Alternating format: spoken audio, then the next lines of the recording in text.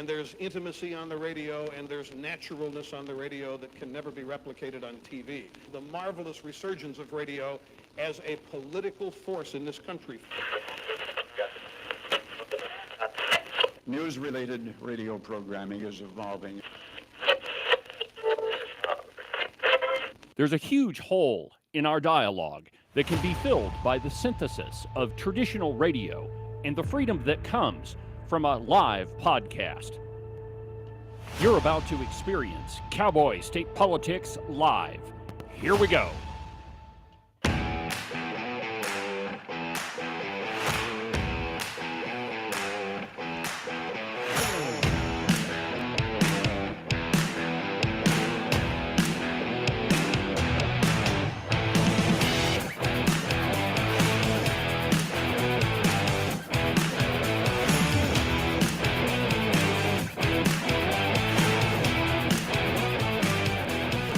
Good morning, my friends, and welcome to another incredible installment from very high above all the puerile and insipid forms of Wyoming mainstream media. This is Cowboy State Politics. I, of course, am your illustrious host, David Iverson, firmly ensconced behind the silver Cowboy State Politics microphone and broadcasting to you from the base of the Bighorns at the Cowboy State Politics studio in Sheridan, Wyoming. Good morning, my friends, and welcome to the program. Happy Wednesday, halfway through the week already, and we've got a ton of stuff to do on the program today. Much of it, well, Ken says I have a bunch of stuff to do, but you notice I used the word we, just to make sure that he feels included in everything. Well, the truth is, you really can't do this without a producer. It just doesn't work. Our HR policy demands inclusiveness. No, it doesn't. No, it doesn't at all. This is a Dave-tocracy, except, of course, when Ken is pushing the buttons. But the big story over the last day or so has been a suspected bomb at the Wyoming State Capitol. And, you know, inside sources have told Cowboy State Politics that the way this whole thing went down is somebody placed an object in the middle of the Great Seal outside the front of the Capitol. If you walk up to the front steps of the Capitol, you'll see inside the concrete is a pretty cool mosaic of the Wyoming seal. I mean, it's, I don't know. What do you think it is? 10 foot across, 12 foot across, something like that? Yeah, so you can kind of at the bottom of the picture there, you can see the little barriers around it, little chain. That's where it's at. But it's, 10 or so feet across. And so somebody put a suspected bomb at the middle there. And then I guess a passerby walked by and was like, that's interesting. Picks it up and takes it inside the building. Only in Wyoming would somebody be dumb enough to do that. Now, that's hearsay. Hearsay? Yeah, we couldn't verify the validity of that story, but that's what we're hearing. Yeah, that's why I lead everything with sources have told Cowboy State Politics. That way we're covered. But anyway, it was a suspected bomb, and they had the Capitol locked down.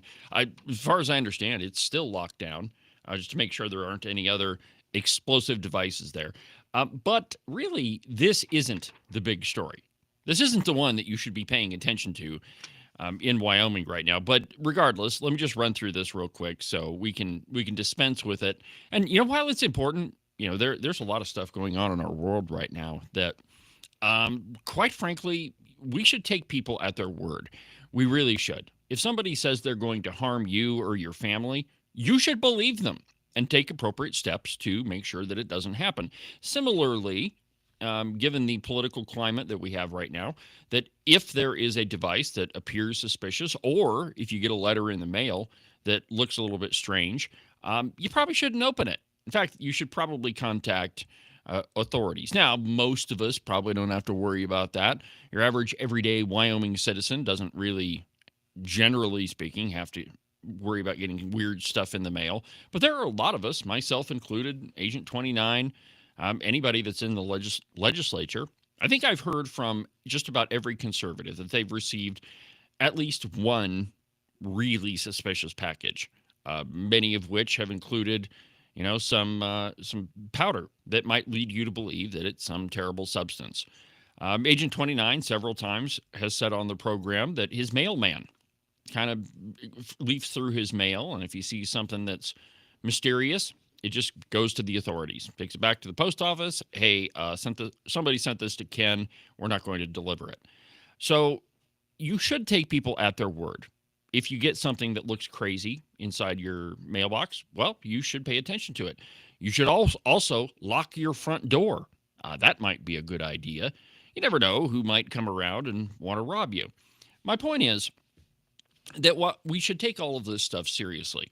But a lot of times, these things turn out to be kind of nothing burgers, and we allow them to overshadow what's really what the real important story is. So from the Cow Pie, an article entitled "Suspected Bomb Found on the Great Seal Outside the Capitol." And I quote, "The Wyoming Capitol was closed most of the day Tuesday after a suspected improvised explosive device was found on the Great Seal in front of the building." Now, by the way, what makes something improvised, right? If you put together an explosive device and you know that it's going to go off, and all you got to do is hit the switch or light the fuse or however these things work, is it not just an explosive device? Why is it always improvised? I think that what that allows us to do is to, look with derision on the person that made it. Well, you see, they're not a professional bomb maker. They can only craft improvised devices. No, words mean things, and if it's an explosive device, it is an explosive device. There's no reason to put the word improvised in front of it. Maybe it comes from the old military: adapt, overcome, improvise. Yeah, maybe. I don't know. But if you notice Figure something out. Even in the Middle East, I heard our friend Carmen just got back from the Middle East, and she said that one of the things that they looked out for was IEDs, improvised explosive devices. Now, wait a minute, isn't that kind of a normal thing there? That there are roadside bombs planted everywhere, and are they not just explosive devices? It seems to me that the people that are crafting them are pretty good at it. Why do we have to say that they're just improvised? Whether or not the acronym makes any sense, it's in use, and everybody knows what it means. Well, yeah, so you can't change it now. I guess that's true. If you change it now, we'll all be confused and be blowing fingers off. Yes. It's we can't understand what an explosive device is. You have to have the word improvised in front of it. Anyway, it was found by somebody walking by who picked it up and took it into the Capitol building, where the Wyoming Highway Patrol troopers were alerted. The Capitol was evacuated and the area secured by troopers at 9:45 a.m. The investigation remains active, and authorities are seeking information that will aid investigators, according to the Wyoming Highway Patrol. If any suspicious activity was seen or recorded in the early morning hours of October 21st, contact DCI. If you know about anything that concerning this explosive device, make sure that you contact law enforcement, or just go to the Capitol and tell them. That's usually pretty easy too. Along with evacuating the Capitol, a shelter-in-place warning was issued for people walking in the nearby East and West Hirschler buildings. Hirschler building is the one that's off the Capitol. That's the one that has the Secretary of State's office in it, and there's a litany of other offices there. It has Megan Degenfelder's empty wing. Yeah, the complete empty office of Megan Degenfelder. Did you know that, by the way? She hardly ever shows up to work, and neither does her staff. Interesting that you're paying for an office for her that is hardly ever occupied. Let's see here. Several drones were observed hovering and flying over the air of the Capitol as officers patrolled through the area with canines. At one point, the canines and their handlers were seen conducting sniff searches outside the front of the Capitol, and later a group of people. And by the way, if you've never spent any time in the Capitol, just about every morning they run the dog through the Capitol building to make sure that there's nothing in there. I think it's a pretty safe place. At least I feel fairly secure in there. I feel pretty safe. They're very nice dogs, and I really like the lab. Well, one of them has a particular penchant for peanut butter. Yeah, I wouldn't know that, right? Anyway, so bomb was found, or suspected bomb. Nothing in the story says that it was actually a bomb. It just says it was suspected. So I guess we'll find that out later. Oh, here we go. Amy Edmonds, a spokesperson for Governor Mark Gordon, told the Cow Pie that the governor's top priority is the safety of those at the building, but he won't allow guns in the building, or he tries not to. Yeah, so now we don't know what to believe. Yeah, because Amy Edmonds is the spokesperson for the governor. You have no idea if she's telling you the truth or not. But like I said, my friends, this is not the most important story. yes, an improvised, so-called improvised explosive device at the Capitol is pretty important to pay attention to, but it was not the most important thing that happened yesterday. And actually, I guess on this next one, we would say that this didn't happen just yesterday either. But it is indicative of where we're at as a society. And I think just about everybody could look at the court system in general, not just in Wyoming, but in the entire country, and say that things are kind of screwed up now. You have judges that are openly defying the United States Supreme Court. There are judges that just make up law out of whole cloth. Think about Melissa Owens in Teton County on the abortion bill. She just literally made up law and said that in her ruling that abortion was health care. It's not. It's not defined as health care anywhere in Wyoming statute, nor does it say that in the Wyoming Constitution. She invented it. It's not a thing in Wyoming. So my point is that I think that just about everybody, if you're reasonable, you would look at our justice system and say, we got some problems. There are judges that hand out probation like it's candy at Halloween. It doesn't really matter what you do. You get probation. Doesn't matter how many times you've committed a felony. You continue to get probation. So we do have problems in our judicial system, and let me give you a perfect example. From the Cow Pie, an article entitled, Legislative Committee Wants Court Order to Make Weston County Clerk Testify. Now, this is something we talked about yesterday on the program. Becky Hadlock, the clerk in Weston County, was subpoenaed by a Wyoming legislative. There she is. Oh, look at her. Isn't that just precious? Maybe she should dress appropriately. Anyway, she wasn't there. Well, that was my point, Ken, that she wasn't there and it doesn't matter. But so Becky Hadlock was subpoenaed to appear in front of a legislative committee to explain. You got some splaining to do about the 2024 election. Well, she wrote a letter to the legislature and basically said, you know what? I have other plans. I'm just not going to be there. However, I've sent two people that are more than qualified to testify on my behalf. Well, the problem is the legislature didn't subpoena Ann Schlegel or whomever else testified. They subpoenaed Becky Hadlock. Also, those two that were sent didn't know that they were being sent there. Yeah. Becky failed to notify them that they were supposed to represent her. Yeah, nobody told them that they were supposed to speak on the Weston County Clerk's behalf. But regardless, she just didn't show up. Now, I don't know, probably most of us haven't been subpoenaed before, but I have. There was a case in Johnson County where I had recorded something that happened, and they had to issue me a subpoena to provide the recording, which I didn't have any problem with it. It was already published on my podcast, so it was not like it wasn't already public. But anyway, so when you get delivered a subpoena, when a subpoena is delivered to you, what happens is a sheriff's deputy shows up and hands you a piece of paper and says, sign it, because you have to appear. There's no question about it. I mean, you've got a cop standing there saying, you got to go to court. And if you don't show up, then you're subject to arrest. That's pretty much what it says. So Becky Hadlock, now I don't know if the sheriff's deputy showed up and handed her a subpoena, but I'm assuming that that's probably what happened. So a subpoena is a subpoena is a subpoena. But anyway, she didn't show up. And at last we heard the legislative, or at least the media, didn't know how this was going to work, because I don't know that there have been many people in Wyoming history that have been subpoenaed by the legislature and then just ignored it. So there was some question about who had jurisdiction in this case. Would it be handled by the Natrona County prosecutor, because that's where the committee meeting was held?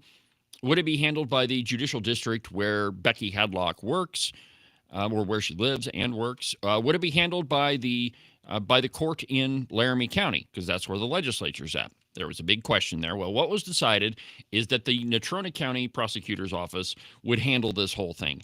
And right now, that thing is sitting on a desk in the Natrona County prosecutor's office.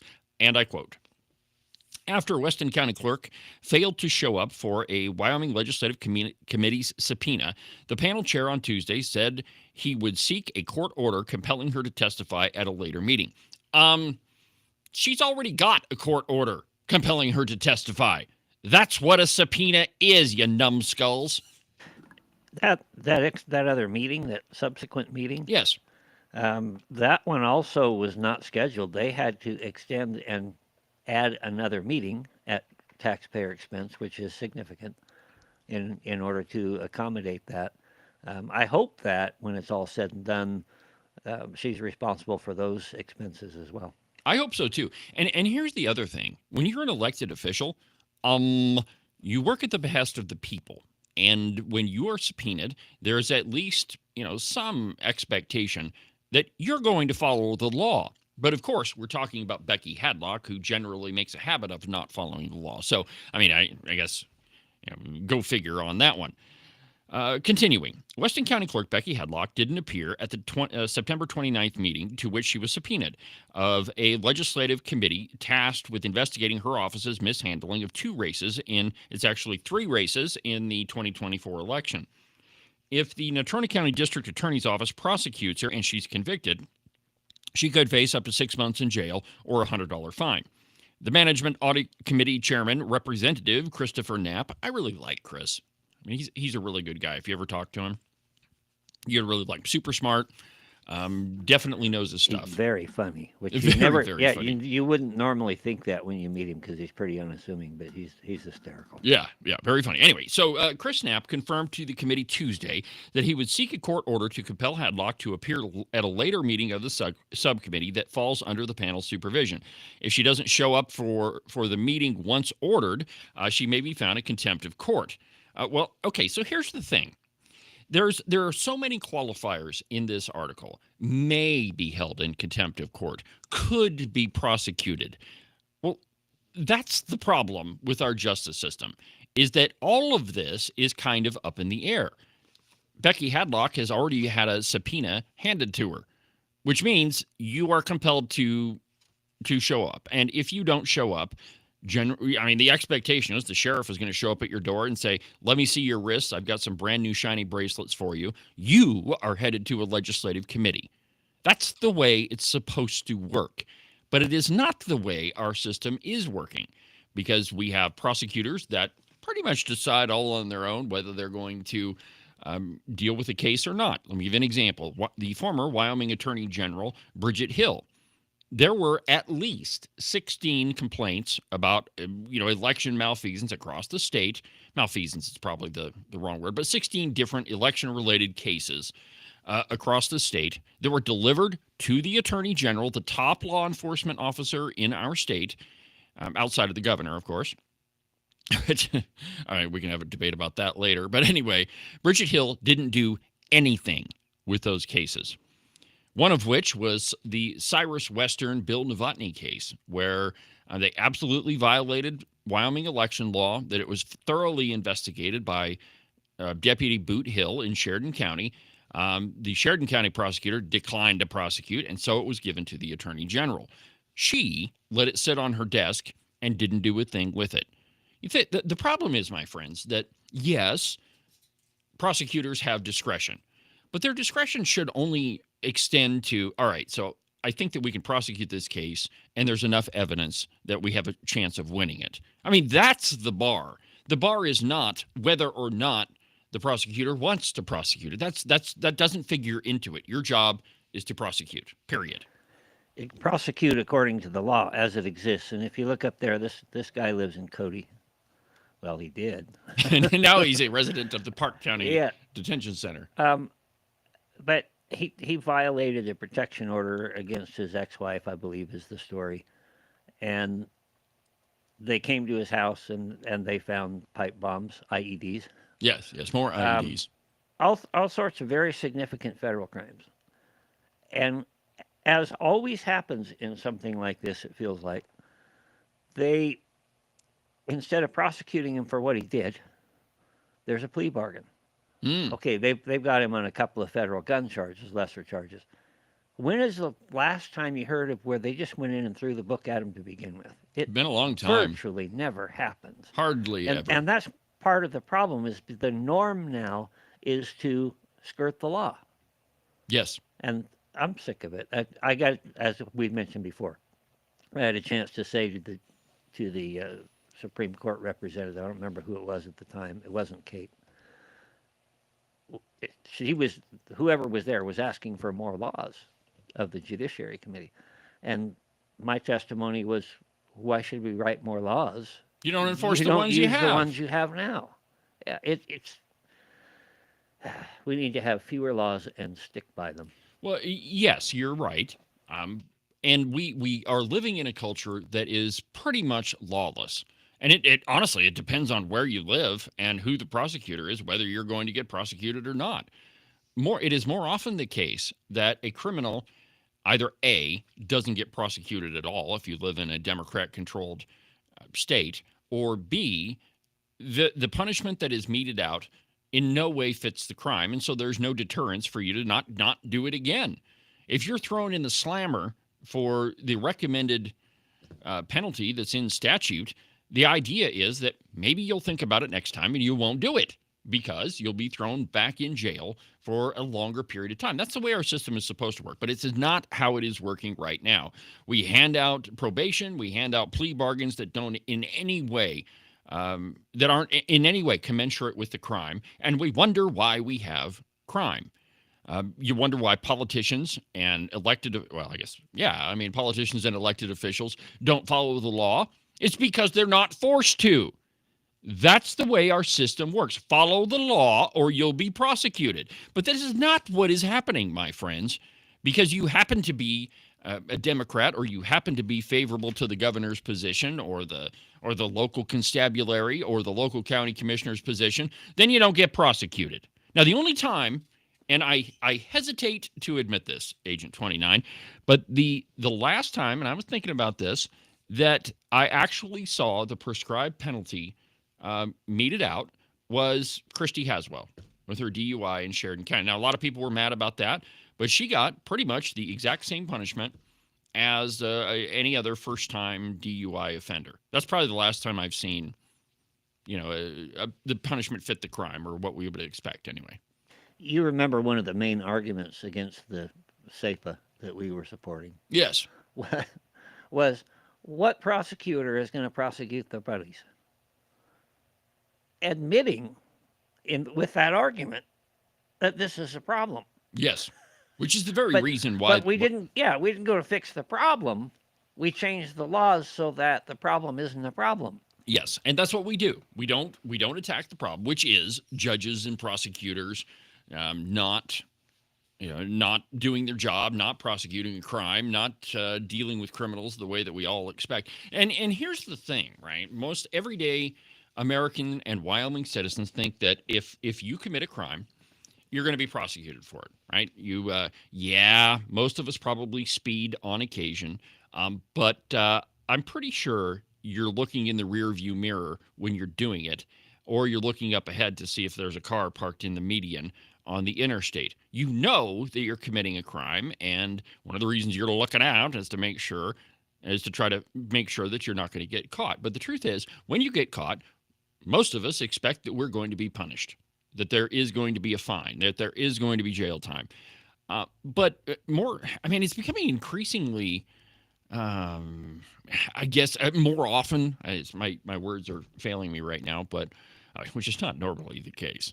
But more often now, the punishment doesn't fit the crime. I mean, what we're doing is really no different than in other Democrat-run counties and states that are handing out, no cash bail. That was Andrew Cuomo in New York, which that's another interesting topic. There's a lot of articles that are saying, we have to elect the lesser of two evils. Well, I don't know. The guy that put a whole bunch of people in nursing homes and killed a whole bunch of people, it seems to be pretty bad. But the entire thing here, and I'm getting way off topic, is that we must follow the law. We have to get back to being a nation of laws and not a nation of men. And that's the problem right there, that depending on who you are, it makes a great difference whether you're going to be prosecuted or not. I guarantee if Becky Hadlock was a conservative and the whole situation was reversed, she would have been arrested. She would have been brought to the meeting and she'd be facing charges. But because she's obviously not, who cares? We'll just let it go. We don't need to prosecute that. I read an article yesterday which kind of shows the problem. It said 30% of illegal immigrants are criminals. Well, no, what, No, what, no, what, no, what, no. what? 30% of illegal aliens are criminal. No, 100%. 100% of them are. That's why they are illegal aliens by definition. But that immigration law, nobody likes the immigration law apparently. I do. And so it probably needs to be changed or it needs to be looked at or something. That's the issue. The issue isn't you just completely ignore immigration law and have sanctuary cities, etc.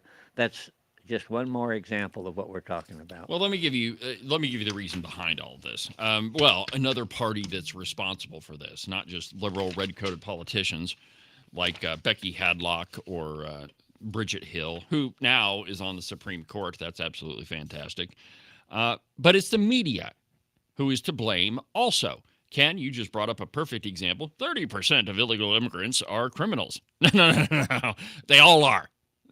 Illegal immigrants. Illegal, and there's a problem with the language, too. They're not an immigrant. You're an alien, okay? But here's another piece from the Cow Pie. No fireworks at first Laramie County GOP meeting after conflicting fundraisers. Okay, so the very first, and what the two fundraisers they're referring to is the Red State Rendezvous for Laramie County, and then the Wyoming Freedom Caucus Turning Point USA benefit that was held at the office. Okay, so those are the two conflicting events, same night. Okay, don't know what happened with the scheduling there. I don't really care. But one event was a whole bunch of people getting together and praying and talking about how great Charlie Kirk is and how we have to have open dialogue. I was there. I know that it was a pretty good event. Agent 29 was there. He was one of the ones speaking, which, by the way, I don't know if I told you or not, Agent 29, but I really appreciated what you said there. It's all recorded, and you can perhaps we'll indulge Agent 29 at one point and play it. But the article that came afterwards, printed by the Cow Pie or published by the Cow Pie, was not about what actually happened at the events. It was, they're conflicting events, and this tells you what's wrong with the Laramie County GOP. That it was all about the conflict, not about what happened. It could have been complementary, We had not one but two events at the same time. And to me, I don't know what the other event may or may not have raised, but I think the one that we attended was over 20,000. You're more likely to get more money by having two events, I would think. I don't know. But it's just they immediately pick something that's not a story, make it a story. Yes. To detract. So. All right, and I quote from the Cow Pie. Other than some sarcastic clapping, a meeting of the Laramie County Republican Party on Tuesday was fairly civil in the wake of previous meetings that led to arguments and infighting among some members.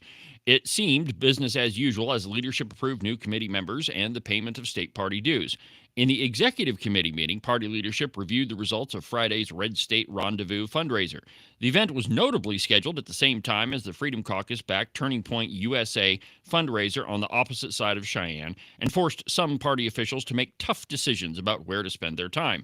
Party leaders said they sold about 100 tickets to the fundraiser and had made about $8,000 from the event, noting some money is continuing to trickle in via PayPal and Wix payments. The party owed Laramie County Community College $3,992 for venue fees and food costs.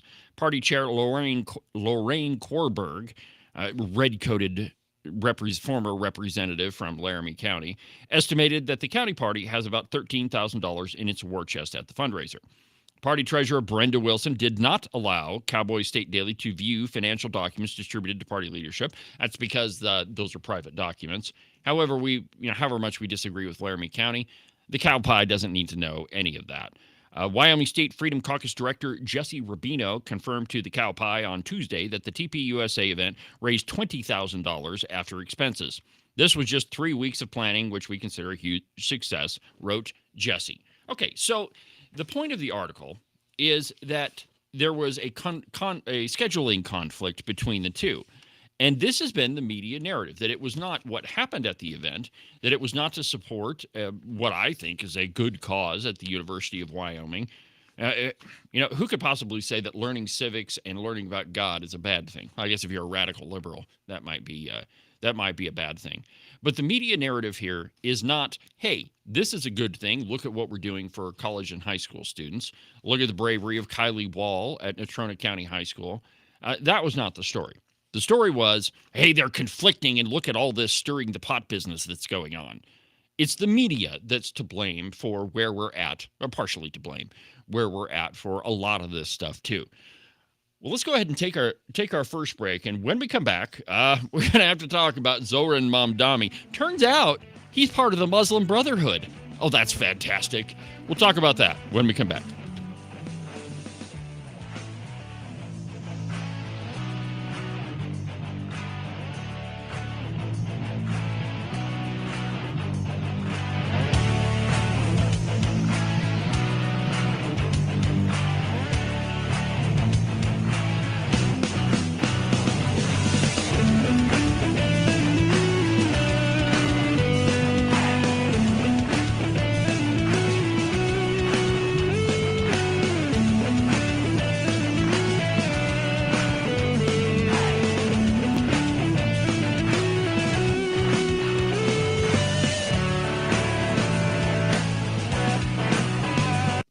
I know. It feels like it's going to be 60 degrees for the entire winter.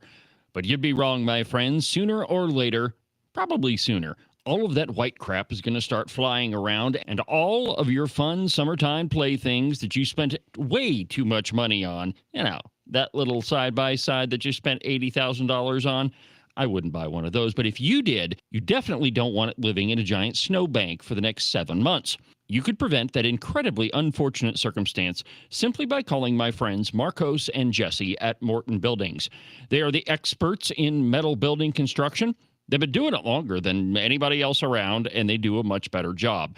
So, to prevent yourself from spending a whole bunch of money next spring on repair bills, just call Marcos and Jesse. Their phone number is 307-674-2532, or you can check them out at their website, mortonbuildings.com.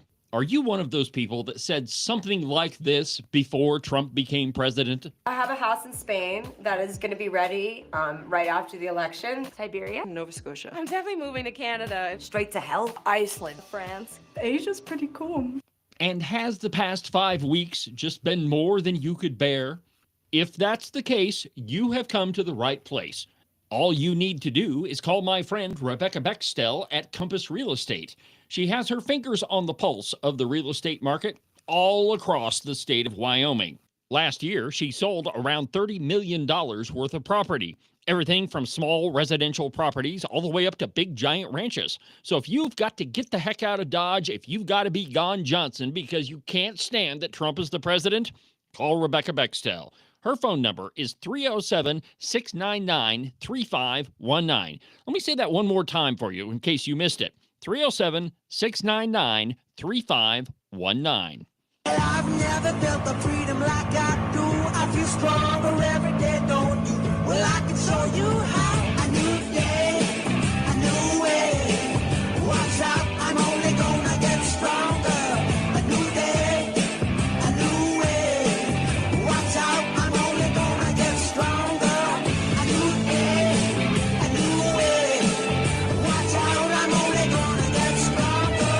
A new day, a new way. Watch out, I'm only gonna get stronger. I've never felt the freedom like I do. I feel stronger every day. I'm only gonna get stronger. Cowboy State Politics is only getting stronger. This program is expanding faster than, frankly, I even expected. I had big hopes for it, too. You can listen to the Cowboy State Politics podcast every Monday, Wednesday, and Saturday morning. And don't miss this program, which is every Tuesday through Friday, beginning at 8 a.m. all the way to 10 a.m. I don't even know. I've often considered whether I should do 3 hours in the morning or not. I guess that's kind of the number that morning radio shows do, 3 hours. But I don't think that the Wyoming media could stand me for 3 hours. I just don't think that they could. Their heads might explode. It's not just the Wyoming media. Oh, now stop complaining. All right. Anyway, in New York, we've all heard about Zoran Mamdani and how he's a radical socialist, communist, really. There he is. Look at him. Oh, and he's hanging out with a couple of imams, people who were in support of the World Trade Center bombing. Yeah, wouldn't he be great in the mayor's office? From the Jerusalem Post, New York City business leaders have dropped $3 million in 2 days into the mayoral race in a bid to stop Mamdani. First question, why have we waited so long? Well, this is the fault of New York City voters, that they didn't participate in the primary or to any measurable degree.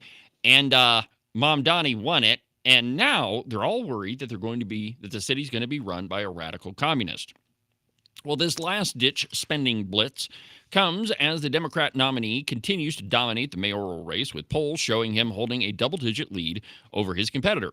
A group of wealthy New York businessmen have, in the past few days, dumped more than $3 million into newly formed super PACs that aim to stop Zoran Mamdani, as the prospect of the Democratic Socialist running City Hall looks increasingly likely.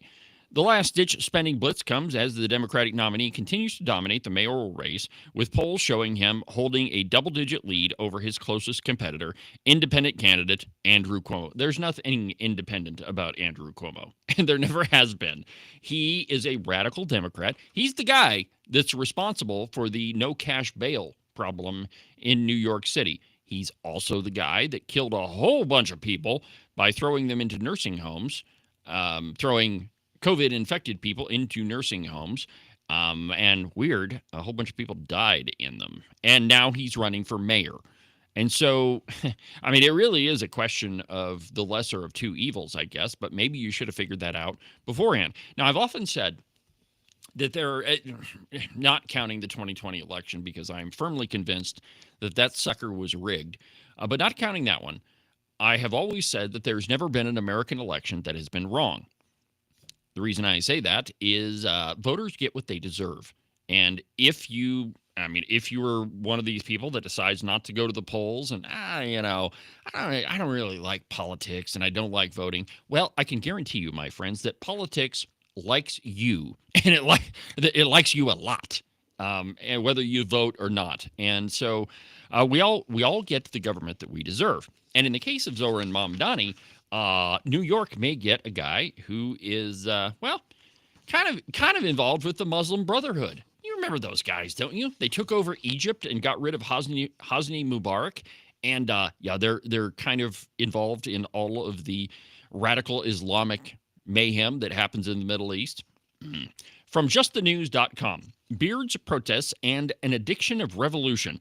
Mamdani's time in the Muslim Brotherhood ruled Egypt. And I quote, New York City Democratic mayoral hopeful Zoran Mamdani spent a summer in college in Egypt, where the self-described democratic socialist, who was not yet an American citizen, said he learned about the, quote, addiction of revolution and witnessed the overthrow of the Muslim Brotherhood by the Egyptian military firsthand. Mamdani, who is currently under fire for his praise of Siraj Wahhaj, an extremist New York City Muslim imam and an alleged possible unindicted co-conspirator in the 1993 World Trade Center bombing. That's the picture that we showed you a little bit ago. The one over there, they're all happy and they're hanging out together. The Daily Caller reported that a super PAC called Unity and Justice Fund, supporting Zoran Mamdani's campaign in New York City for New York City mayor, accepted $1,000 from Wahhaj, so the imam who was, an unindicted co-conspirator in the 93 World Trade Center bombing.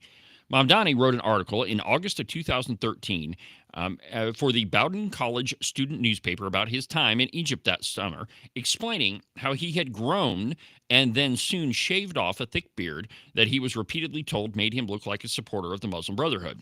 How he grew to understand the addiction of revolution and of protest as he saw groups gather against the failed rule of the Muslim Brotherhood, how his Arabic language professor in Cairo was a supporter of the Muslim Brotherhood, and how he felt Egypt in the wake of the ouster of them and their leader, Mohammed Morsi, out of concern that he, quote, as a foreigner, might be targeted by the Egyptian military or its supporters. Now, the only reason that he would be targeted by the Egyptian military is if he was a supporter of the Muslim Brotherhood. And make no mistake, just because the Egyptian military overthrew the Muslim Brotherhood in Egypt doesn't mean that they weren't absolutely involved with the Muslim Brotherhood. It just so happens that Morsi didn't do that great of job in Egypt, and then there was a coup. He seemed critical of the Muslim Brotherhood's rule during his time in Egypt, but seemed even more critical of the Egyptian military, particularly the Supreme Council of the Armed Forces. He was also critical of the Fulul, described as remnant supporters of the former regime of longtime Egyptian President Hosni Mubarak, and urged people not to be fooled by their efforts. So, in other words, Zoran Mamdani absolutely has ties to the Muslim Brotherhood. I mean, and that's something that should terrify the crap out of you, that you have not only a radical communist in charge of New York City, but one who is sympathetic to the Muslim Brotherhood. I mean, that should scare the crap out of you. This is New York City, for crying out loud. New York City! Have we forgotten? I look at that picture, and I'm always fascinated by bookshelves. I walk into somebody's house, and there's bookshelves. I'm going to be drawn to it. Right, see what they've been reading. Yeah, it kind of gives you a little bit. I don't know where this photograph was taken. I do see a can of WD-40 on the shelf, but outside of that, it's hard to tell what's there. But that photograph right there should just chill you to the bone. Yeah, the 1993 World Trade Center bombing. Maybe that should give New Yorkers a pause, but evidently it didn't during the primary. So anyway, you've got Mamdani, who is definitely tied to the Muslim Brotherhood, and I mean, it's again, how could New Yorkers miss this? I mean, they just didn't show up to vote. I mean, last time I checked, New York City was pretty much a Democrat-run town, so you would think that Democrats would get out and vote in their primary. I mean, certainly. I mean, in Wyoming, the primary is the election for all intents and purposes. It's been so long since we had a Democrat win any high office. And I mean, they have a couple of legislative seats, but that's about it. But the primary in Wyoming, it is the election. And Republicans get out and vote. I mean, not to the degree that I wish they would, but they do. I wonder in a lot of cases, and part of this comes from feedback going door to door, is a lot of people just have what difference does it make? My vote doesn't count. My vote doesn't count. I vote for one side, I vote for the other side. Nothing ever changes. What difference does it make? Yeah, well, that, my friends, that is a lie, right? Like the whole idea, I'm just one person. What can I do? That's a load of crap. One person can do a heck of a lot. And all it takes is to get a little bit motivated and to do something about it. If that is only to get your butt out of bed a little bit early and go vote on election day. I mean, that's not too much to ask. Don't do too much, though, because you might find yourself chairing a committee to go through the Wyoming Department of Health budget. That might happen. But perhaps one of the reasons that New Yorkers have been so, I don't know what you want to call it, entranced by the Democrat Party, and they definitely become lackadaisical. There's a good word. Very lazy. And a lot of that has allowed like radical ideas and very radical people to, infiltrate that city and New York as a state. Let me just give me just a second here. And I've got, it wasn't that long ago where you would never hear a politician say, well, I'm a democratic socialist. Would never hear them openly advocate for socialism. I mean, that word, there was a time, and not that long ago, that word was kind of like the light switch you turn off on your campaign if you admit that you're a socialist. But now it seems to be pretty mainstream. Just let me give you an example here. Here's Bernie Sanders on The View, and he's claiming that Lincoln was a socialist. This thing's kind of long, but we're going to go ahead and watch it. Just listen to what Bernie Sanders says. Now, Senator, you've been campaigning with the front runner in New York City's mayoral race, fellow Democratic Socialist Zoran Mamdani. He's leading by double digits. He probably will be the next mayor of New York. Now, a recent Gallup poll showed that over half of Democratic voters prefer socialist-aligned figures like yourself, like AOC, like Mamdani, to more establishment centrist politicians. Is this the direction the Democratic Party needs to go? We do the interior. Well, Mamdani is running an extraordinary campaign. Okay. Yes. He has, as I understand it, 80,000 people today knocking on doors for him. And that's how you win elections. Yeah. And that's what I believe. That's what I always believe. You don't go to people who have money and do all these stupid 30-second ads. You mobilize people at the grassroots level. And I think in terms of democratic socialism, what people understand is there is something wrong in Did you America hear him? today Democratic when socialism. one man, Mr. Musk, owns more wealth than the bottom 52% of American households. Am I right? Yeah. When we have more income listen and to the wealth and applause. equality than we've ever had, when in the richest country in the world we have the highest rate of childhood poverty of almost any major nation, the highest rate of senior poverty of almost any nation. We have a healthcare system which is falling apart. Kids can't afford to go to college, housing crisis, and people are saying, you know what? Here's the radical idea. This is what democratic socialism basically means. Let's have a government that works for all the people, not just the billionaire class. Let's end a corrupt campaign finance system that allows billionaires in both political parties to determine who wins elections. Let's create the kind of democracy, that Lincoln talked about way back when he said a government of the people, by the people, for the people. There's the lie right there. That is what allows democratic socialists, social. Let's just be completely frank about it. There is no democratic socialism. So it's socialism is communism. It's all pretty much the same thing. But to claim that Lincoln was a socialist just because he said the words of the people, by the people, and for the people. Lincoln was absolutely, he's the one that saved the republic during the Civil War. But it is the uneducated parts of the electorate that hear stuff like that and say, well, that's got to be what he was talking about. There's no reason to assume that it wasn't. He's for the people. That's what socialism really is. It's for the people, Ken. He's also stringing together a lot of words that when you start to analyze what he says, he isn't saying anything. No. And it's all making accusations about the election, about the political system without anything to back it up.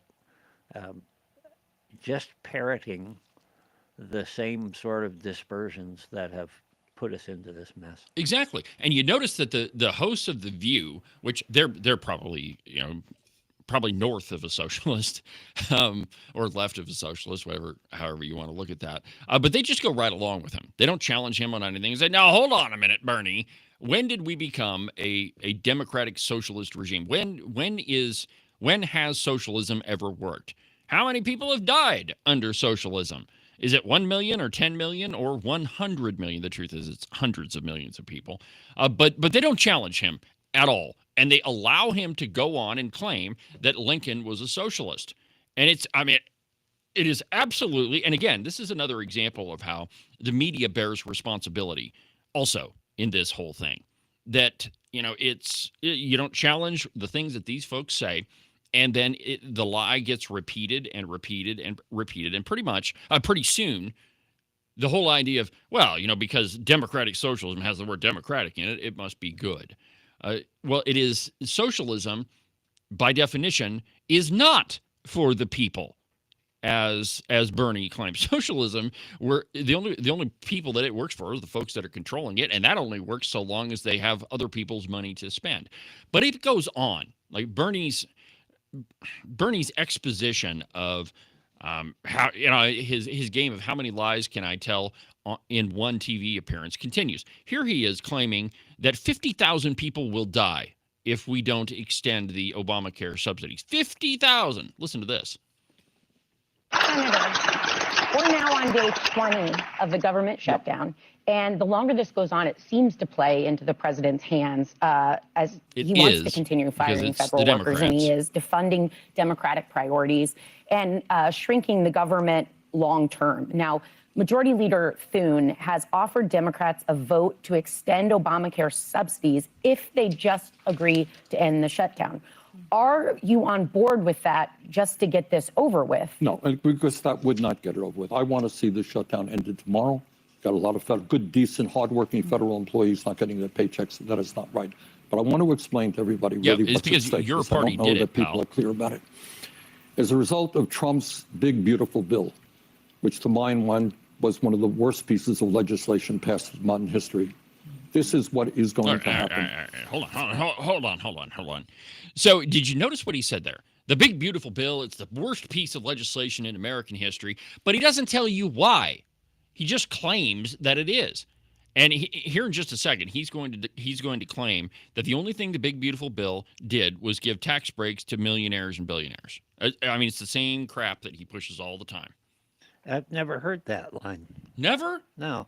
Part of what the big beautiful bill does, it's got them so riled up, is it's looking for corruption in the Medicare system. Oh, now we don't give any money to yeah. illegal aliens. So that and now they're not criminals. Now either. they're screaming that he's going to slash Medicare benefits.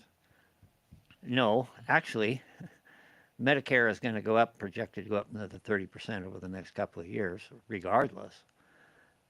Well, what we're trying to do is say if we're going to afford that, we need to reserve it just for the people who actually deserve it, and not just be handing it out like candy to everybody. Yeah. But of course, they want to hand it out like candy to everybody because that's how they get their votes. Exactly right.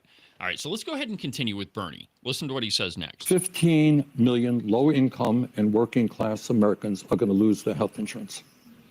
Studies indicate that when you take away health insurance with so many people, you know what happens? 50,000 people will die unnecessarily every single year. Every year, 50,000 people will die. I mean, it's the same lie that the Democrats use all the time. But the truth is, it's not going to happen. And the government doesn't have any place in health care to begin with. That is not the proper role of government. Well, I mean, I don't know where in our founding documents it says you have to give people health insurance. I mean, that's the big lie, right? We expand, we try to create rights where they don't exist. Like, man does not create rights. God does. And if God doesn't create rights, then they're not rights at all. Because if government gives you something, government can take away something. And frankly, the government doesn't give you anything because it's all your money to begin with. But it is absolutely untrue that all of those people are going to lose their health insurance benefits. It is another lie being pushed by the communist Bernie Sanders and the Democrat Party. So what they're looking for among the corruption and that other stuff is we lose millions and millions of dollars to people who are registered to receive benefits in more than one state through Medicaid, for example. There are all sorts of things that they're trying to go in and clean it up. And that's where he gets the numbers about, all these people are going to lose their benefits. Yeah, they're people that are not entitled to them. Exactly. They're going to lose their benefits. Right. I mean, there is. All right. So I think that most people would say, hey, I mean, if you are absolutely indigent and there's, you're a disabled vet or there's no way that you can work. I mean, we have programs that are set up to help you out. Okay. But they were never meant to do everything for you. And that's where the Democrats want us to be, is that, the government does everything for you. Government from cradle to grave.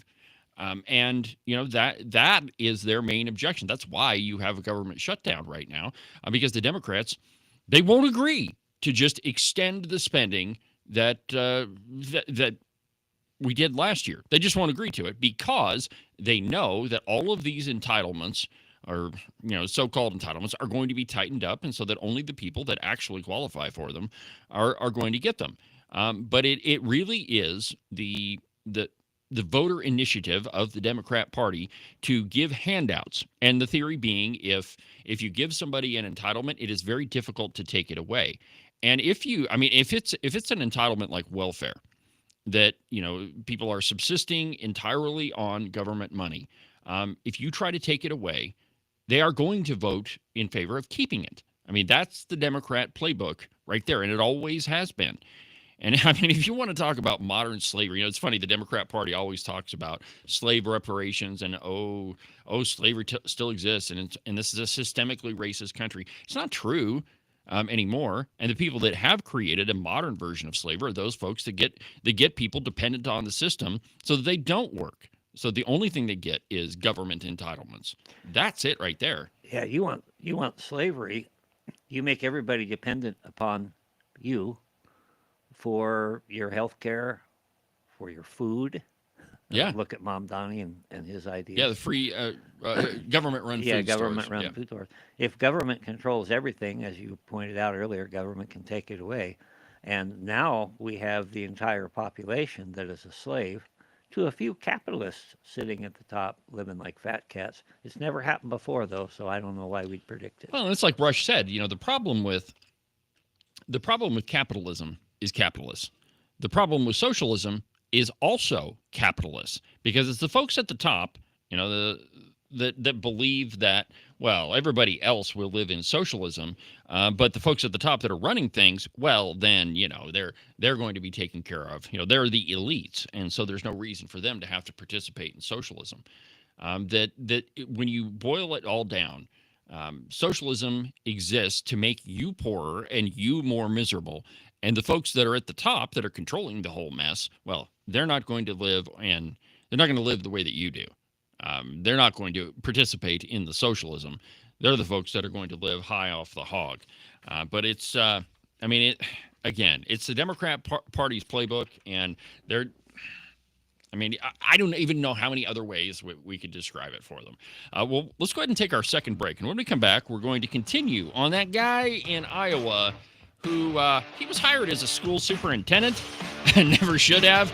But turns out he's the perfect example of everything that is wrong with our immigration system.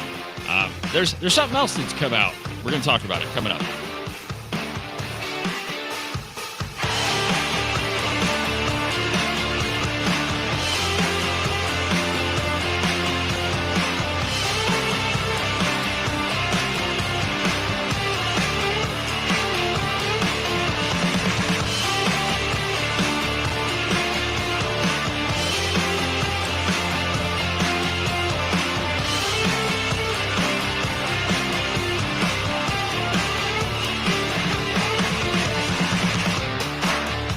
Whether you're tromping through the woods, stalking a big gigantic elk, or tromping through your driveway trying to find your snow shovel, one thing you definitely don't want to forget is your feet.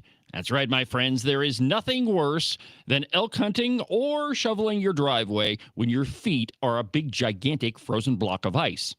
I suggest you get a pair of socks from the Buffalo Wool Company. They are the finest socks that I've ever put on my feet. I'm telling you the truth, my friends. I can walk outside of the cabin in a pair of tennis shoes, and it can be 0, it can be below 0, and my feet don't get cold at all. So just get you a pair of Buffalo Wool Company socks. Go to the website, thebuffalowoolco.com. You won't be disappointed.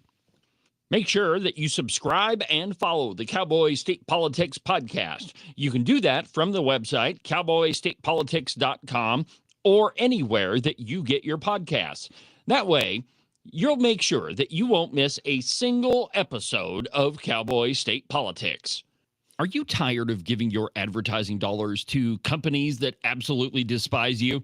Well, you should be. What they do is they take your money and then they give it to the nearest red-coated rhino Republican that they can find who's going to vote with the Democrats almost the entire time they're in the legislature. You see, you just shouldn't give those people money, and you shouldn't advertise with companies that support them. I have a better idea. Why don't you advertise with a company that aligns with your values? I'd like to ask you to consider advertising on Cowboy State Politics. I have a statewide platform, and nobody is going to beat my advertising rates. Shoot me an email. The address is david@cowboystatepolitics.com.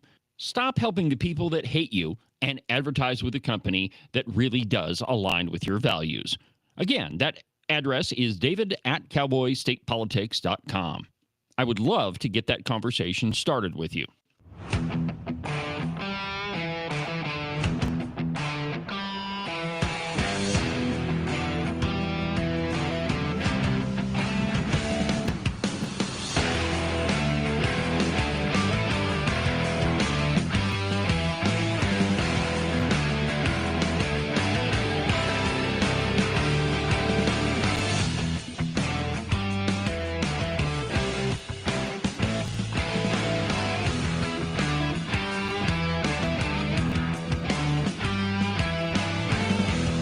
Welcome back to the program, Cowboy State Politics, live on a Wednesday. I'm your host, David Iverson, doing what I was born to do, my friends, with talent given to me by God himself. It's true, my friends. You should be thankful, too, for the gifts that you were given.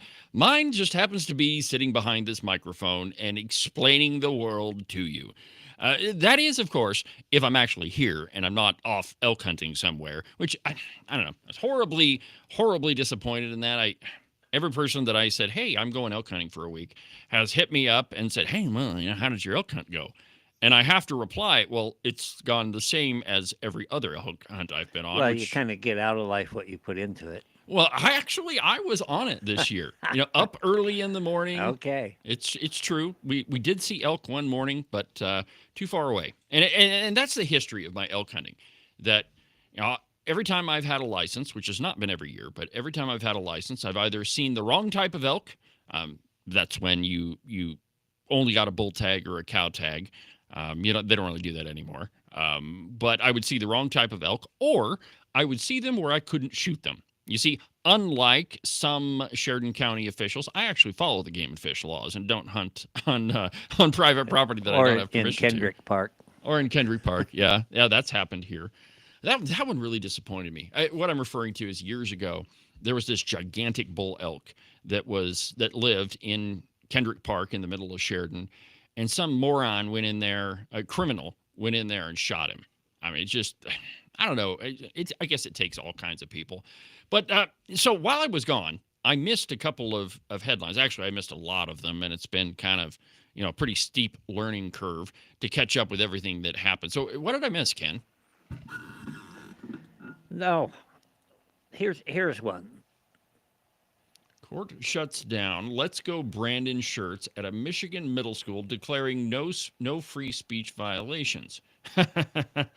That's actually a pretty interesting topic, I think, because we all know what Let's Go Brandon means. I mean, that was it was at a NASCAR race, right? And the crowd started shouting F Joe Biden. F Joe Biden, and the news announcer said, "Oh, look at that. They're saying Let's Go Brandon." Yeah. Which if you listen to it, it's obvious that's not what the crowd was shouting. So scroll back up and show them. Let's put the T-shirt back up there. So everybody knows what that phrase means. And I would say that even the school child that's wearing that shirt knows what it means. So the question is, should a school allow a student to wear that shirt? This one's a prickly topic because students are not in possession of all of their constitutional rights in a school building. And frankly, young children aren't in possession of all of their rights either, by the way. During the break, Agent 29 said, they're citizens in training. Well, the question is, should schools monitor, I don't know if monitor is the right word, but tell students what they can and they can't wear? So the question is, can you allow a student to wear a shirt that's got a big pot leaf on it? Would that be appropriate? I would argue no. Can a student be allowed, or should a school allow a shirt to have blatant profanity across it? I would say no. Now another one though, should a student be able to wear a shirt that says, Reagan Bush 84? I think that would be entirely appropriate. But there are a lot of schools that try to keep politics out of the school. And that one there I have a really hard time with, because most of that is directed at teachers. In Wyoming, the vast majority of teachers are, if they're not actually Democrats, they may as well be, that they're just registered Republicans. And so I think that one there, trying to keep politics out of the school, is just to keep a handle on what the teachers are going to do. I was leaving that up there so that folks could read a little bit there. Court says schools can ban vulgar political messages. Vulgar. What's vulgar about Let's Go Brandon? Well, I think it's the implication of it. Yeah. It. And here's what I thought was really interesting about this is, what does it make you think when you hear Let's Go Brandon? So we're getting into induction of thought, and in this case, it's a bad thing. But when we talk about maybe books in the library, that's where I was going next. My point is simply they can't have it both ways. Fair enough. Okay, you can't have it both ways. I get that. and I don't even know that there's a, well, all right. So first of all, there's a lot of things that you can't do in a government building that you can do, outside of a government building. One of those is now, unless you have a concealed carry permit, you can't carry a gun inside a school. You have to have a permit to do it. Can't drop off an IED. Yeah, you can't drop off an IED at the Capitol, but you can't carry a gun, and that absolutely is your constitutional right. Now, I disagree with the whole concealed weapons permit thing, carrying a gun in a school. You don't have to have a permit to exercise your constitutional rights. I disagree with that, but that's the way the law is right now. I suspect if it were challenged, it would have to go all the way to the Supreme Court, I would think. But they would probably strike it down, I would think. But there's a lot of things that you can't do in a school. For example, so your school locker, the locker searches. This is a great example. So the school lockers are owned by the school. Okay, it's their property. When a student puts their book bag inside a school locker, they are voluntarily doing so, and so it's that right there that allows the school to run a drug dog through the school. Now, it's not illegal. It's not legal to carry drugs into a school anyway, but that's what allows you to do that. Now, it's a fine line though, because when we're talking about free speech. Can students, in the middle of a classroom blurt out obscenities? Is that their free speech? So I think that this is a fine line, but as I think that I would err on the side of caution here. Should we have shirts that say F Joe Biden on them? Probably not. Should we have shirts that insinuate F Joe Biden? I think that that's a fine line there. I mean, I don't really have the answer to it. What else you got? Got another article that I missed there, Agent 29? Yeah, thanks for surprising me. Yeah, well, that's what I do. That's my job. Here you go. All right. Alan Dershowitz predicts Supreme Court will deliver shift. And let's see, the Supreme Court heard arguments Wednesday on whether the Voting Rights Act can still compel states to draw districts favorable to minority voters. Appearing on the record with Greta Van Susteren, Dershowitz said that the court appears ready to apply the same reasoning it used in the affirmative action rulings to voting districts, curbing efforts to design congressional maps that favor specific racial groups. I think this one's a no-brainer. There's no reason. We don't have systemic racism in our country anymore. Are there racists? Sure. There are racists everywhere. They're not in the majority. I disagree. I think we do have systemic racism, and I think it exists in the Democrat Party. And this is an example. They want to go out and redraw lines favorable to them, just like the Republicans want to do. And so their key is let's make it all dependent on race. Yes, but I'm going to argue with the language here a little bit. Are there more racists in the Democrat Party than there are in the Republican Party? Yep, I think so. I absolutely think so, because you're talking about a group that repeatedly makes the claim that, if you pass restrictions on voting, it's going to make it harder for black people to vote. Okay, that's an absolutely racist argument. The first thing that they do is qualify what group do you belong in. Exactly. Are you this kind of American, that kind of American? Right. It is reductionist in every way, shape, or form. Now, if you use the word systemic, it means that the entire system, that is, our entire electoral system, would have to be racist for that claim to be true, and it's not. Now it would be racist if you were drawing congressional boundaries solely on the basis of race. That would absolutely be racist. But I think that we're so far past the time where we have voting tests and that minority groups need to be favored. I don't think that it's not 1965 anymore, I guess is what I'm saying. And there's no reason for it. Now, the reason why Democrats want to draw those boundaries is they assume that minority groups, and I think this is a pretty valid assumption on their part, that minority groups tend to vote more democratically than they do Republican. But I think that Alan Dershowitz is right on, that the Supreme Court should strike this down. This is no different than affirmative action or any of the other woke crap that we've been dealing with, that just because you have an immutable characteristic that entitles you to some other special treatment. I think that's a load of crap, and it always has been. But I think Alan Dershowitz is absolutely right. It's time to get rid of this.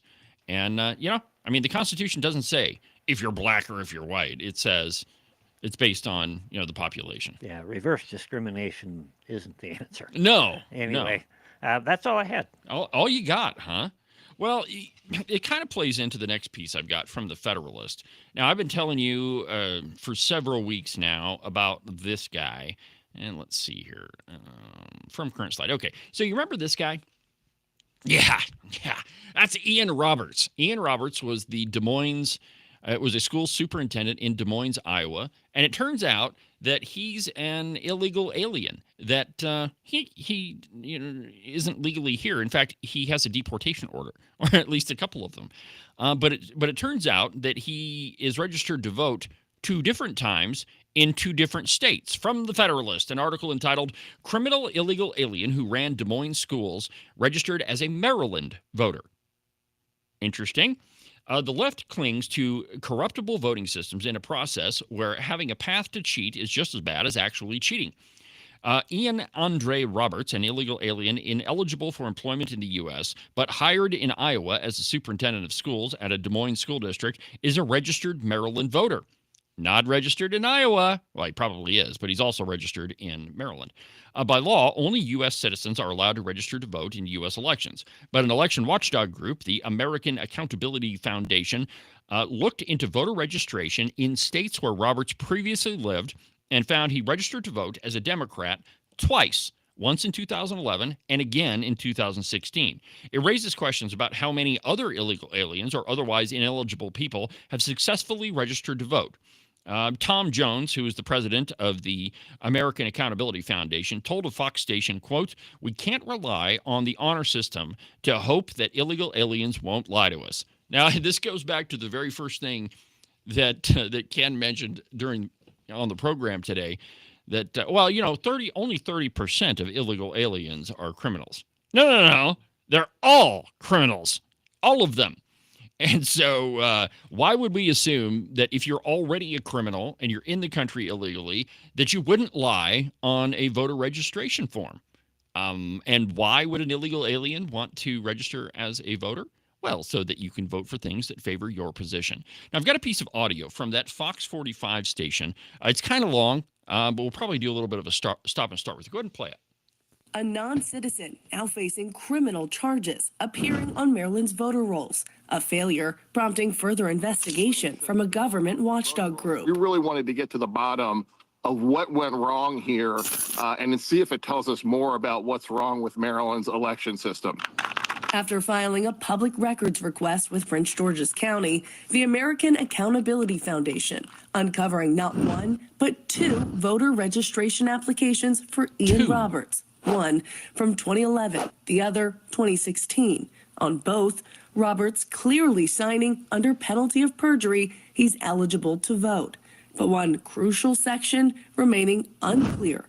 Under the question, "Are you a U.S. citizen?" Roberts' response, redacted. What immediately stood out to us was that the county went to to pains to black out whether Mr. Roberts had told them that he was in the country legally. Tom Jones, president of the watchdog organization. So pause right there. So what they're talking about right now is when the documents were provided via the FOIA request, they were redacted, and the spots where it would have indicted the county clerk where he registered to vote, that part was redacted. It was blacked out in the original thing. So it was the Maryland officials who were trying to protect themselves and prevent this whole thing getting out that he was illegally registered to vote. So I wonder 2 things. Was he registered to vote in Weston County? And where did that clerk come from? Where did Becky come from? Yeah, I don't know. Becky probably would have let him go on. All right, so let's go ahead and play the rest of it. Arguing even with the redaction, it raises serious concerns over Maryland's election integrity. Whether Roberts lied or the county made a mistake, a non-citizen was still added to the rolls. Okay, we that's can't good rely on the. All right, so the whole point is everybody is shocked that an illegal alien lied on a voter registration form. I mean, they're already committing a crime. They're already criminals. And this guy, this Ian Roberts, when he was arrested, he had $3,000 in cash and he was in possession of a firearm.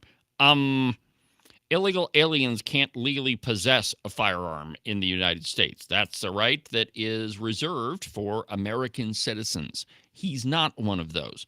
So even Ian Roberts knew that he was, I guess, perpetrating a criminal fraud the entire time he was there. And think about how much money this guy was paid.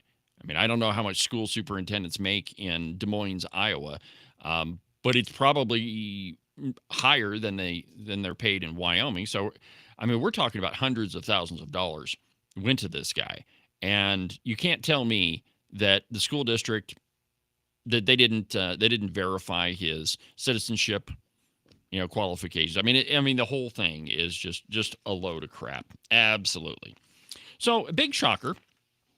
Hamas has said that, they're not going to really abide by the ceasefire. I don't know who saw this one coming except for Stevie Wonder and Ray Charles. But from the Washington Free Beacon, Hamas commandeers schools and hospitals to interrogate its Gazan opponents. And I quote, oh yeah, and they're chopping people's heads off and shooting them in the head too, by the way.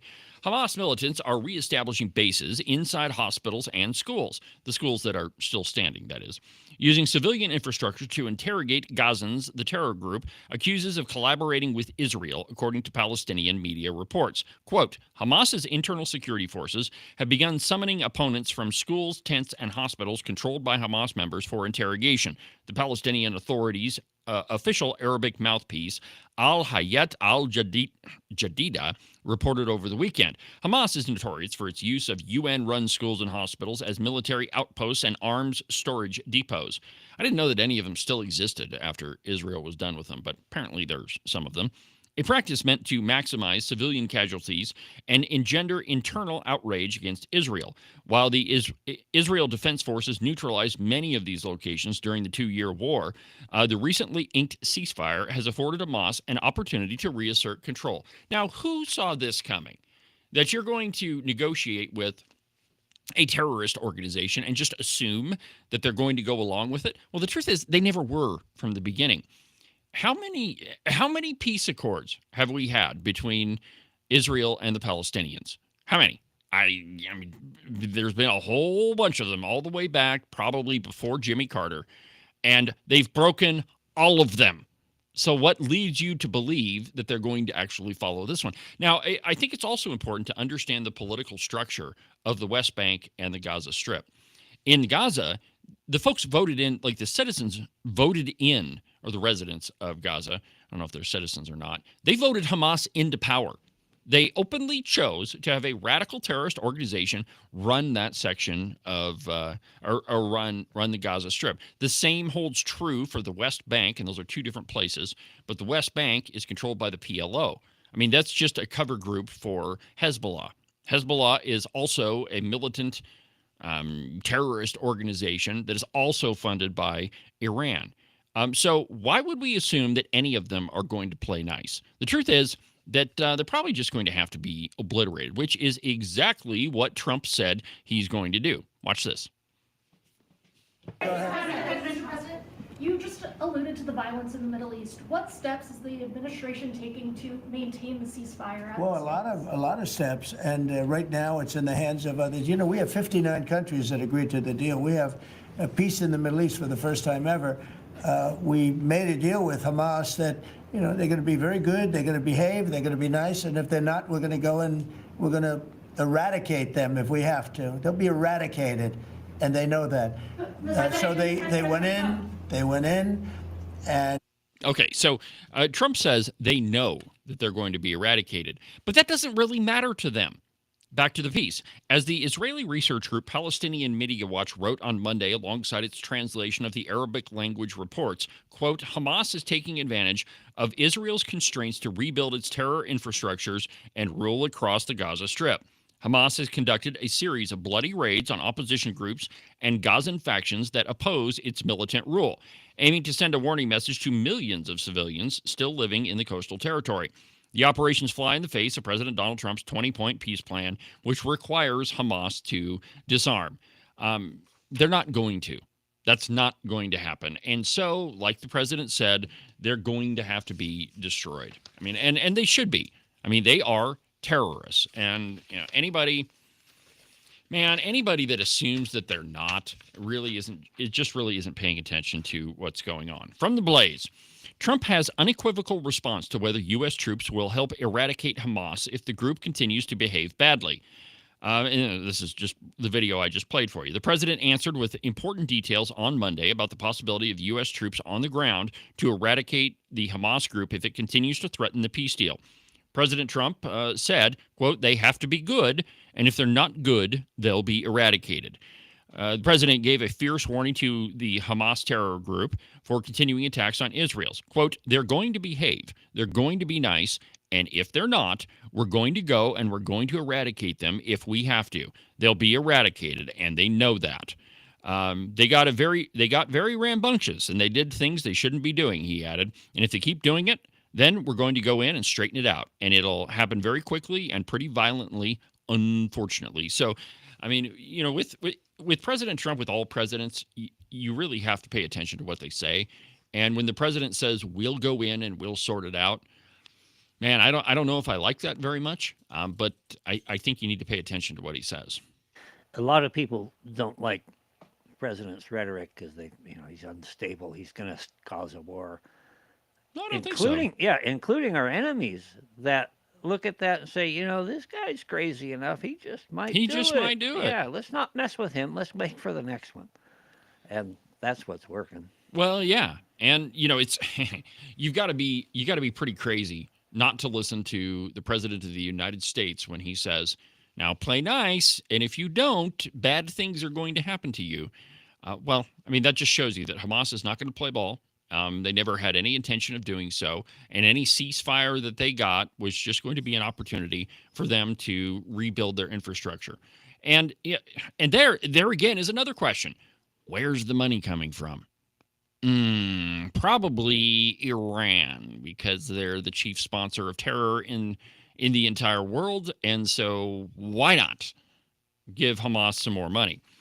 Let's see here. Trump went on. Let's see here. Yep, 59 countries. Okay, yeah. So anyway, Hamas isn't going to play nice, and you should have never thought that they were going to. But I guess if you're going to put a peace plan together, you at least have to start with, all right, we got this plan.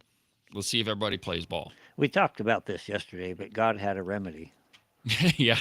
And maybe we should listen to what his original plan was. Well, and I think that's probably what's going to have to happen. And you'll notice that the folks that live in the West Bank, you haven't heard a lot from them. Now, Israel did take out Hezbollah, which is the main group in the West Bank. But you really haven't heard that much about them because they probably see what's going to happen. And in my opinion, it needs to happen sooner rather than later. I would prefer that it would be Israel take care of it. But, again, you got to listen to what the president says. We're a little bit early, so let's go ahead and take our third break. And when we come back, we're going to talk a little bit about AI. I've got a couple stories leading up to that.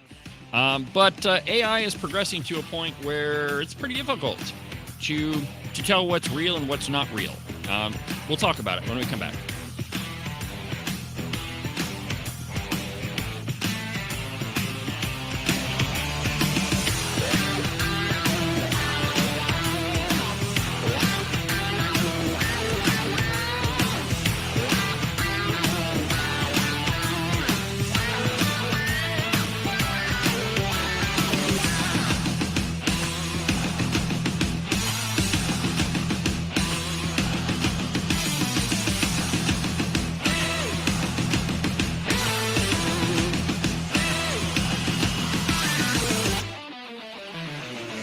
You are listening to Cowboy State Politics Live. You can listen to the program on YouTube, on Facebook, on X, on Rumble, pretty much everywhere. And now, Cowboy State Politics Live is syndicated on the OBBM network. That's available on Roku, Apple TV, and a whole bunch of other places. It's almost like I'm omnipresent. You can listen to Cowboy State Politics Live every Tuesday through Friday at 8 a.m. You can listen to the Cowboy State Politics podcast anywhere that you get your podcasts.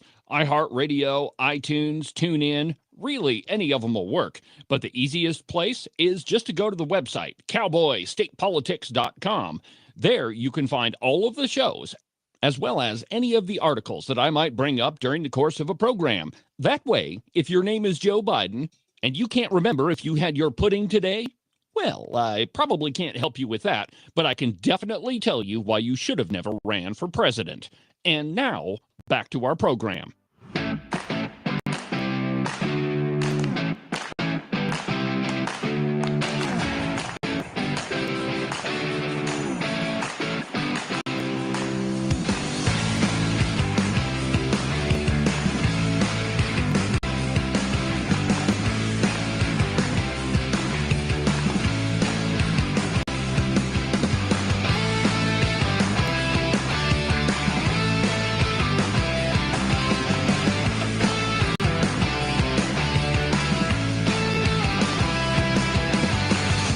Welcome back to the program, Cowboy State Politics Live. I'm David Iverson, documented to be almost always right 99% of the time. Wyoming's version of Rush Limbaugh. No. I'm not trying to replace him. We could only succeed him. And that's what we're trying to do each and every day here on the program. Giving you the news and information that, frankly, the Wyoming media just refuses to do because they're all a bunch of wacko Democrats. And don't make any mistake about it, my friends. Even the Trotsky Wolfson's replacement, Jackson Walker, is doing the same thing at the cow pie. Weird. Who would have saw that coming?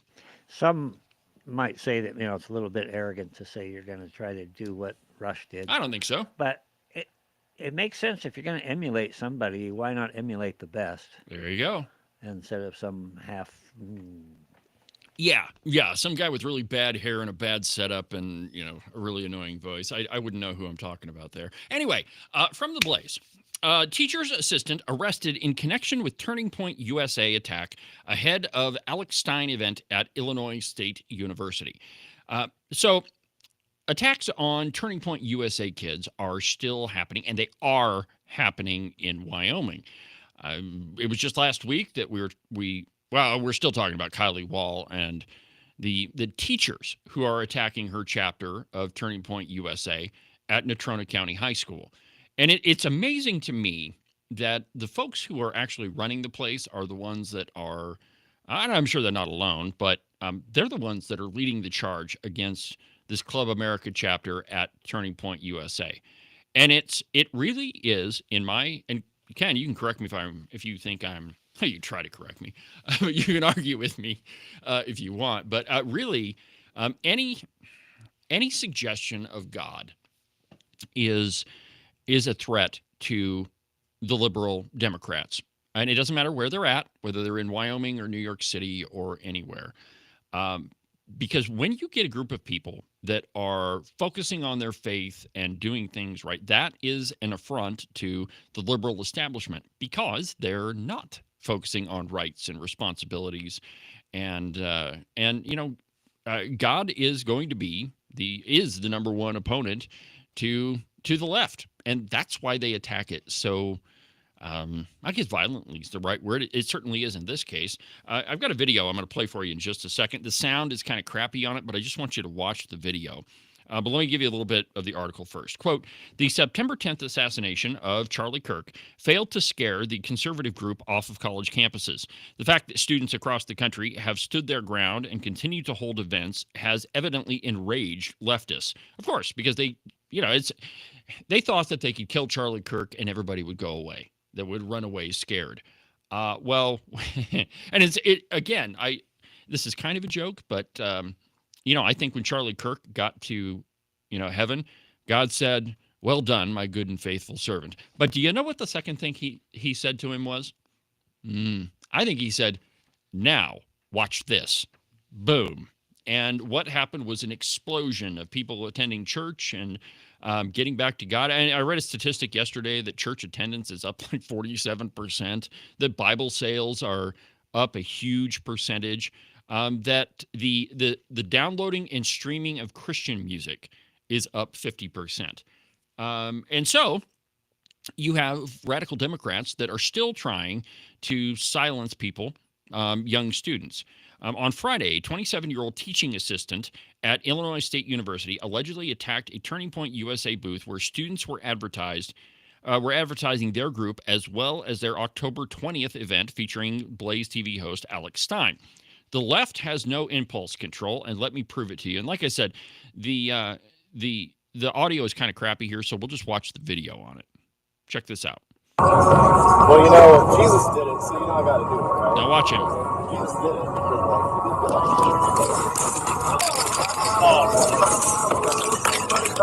Thanks, guys. Have a great day. No. I love me something here. That's depressing. This sucker. Dang, how does this get covered? That's so sad. Now watch him. That wasn't enough. Oh! He had to go tear down a couple of Oh! All right. So what he actually said to those kids was that Jesus did it too. So I think I should do the same. And of course, he's referring to overturning the tables in the temple. But that guy is an employee of the university. He's a teaching assistant. So he's another example of the staff attacking Turning Point USA kids. And, I mean, you couldn't really hear the audio, but when I recorded the video, you could hear them saying, well, I mean, it's kind of depressing. He messed up our table. And then you hear one of them go, oh, well, we'll just keep doing what we were doing. But that's the response that, that Christians, that folks on the right give. I mean, it is very rare that you see those on the right react to behavior like that, because we understand that when the left acts out, their actions speak volumes about what they're doing. I mean, it's the same thing, to a huge degree, but it's the same thing that happened with Charlie Kirk when it happened. So anyway, that's an update on Turning Point USA, and when I find those, I'll keep showing them to you, because I think we gotta remember what the left is doing. Now, another thing that ought to be concerning you is AI. And this one, it is becoming so hard to figure out what's real and what's not real. The AI is becoming, the videos that are coming out, you got to really look hard to figure out what's true and what's not. And let me give you an example. This is a video that was put out by congressional Republicans. Now watch this. Every day gets better for us. Chuck Schumer thinks playing with Americans' livelihoods is just a game. When asked about the government shutdown, Schumer said, every day gets better for us. Really, Chuck? How's that? Food towers shutting down.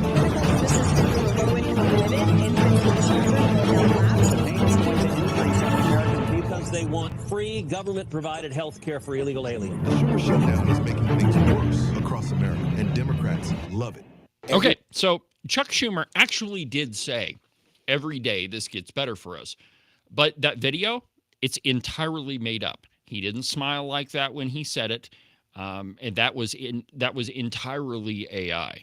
So yes, he said it, but there is no video of him smiling maniacally when he said it. That is totally made up. But if you look at the video, it's pretty difficult to tell what's real and what's not. We could all probably envision Chuck U. Schumer doing that, smiling in a conniving way. That is totally up his alley.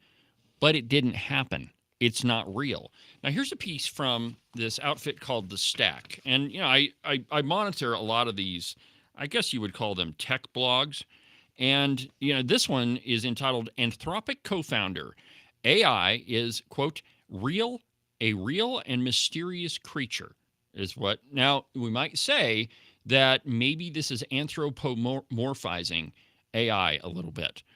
Perhaps it is, but I don't think that we're that far off. And I quote, "Is my laptop conscious every time it executes a recurrent function?"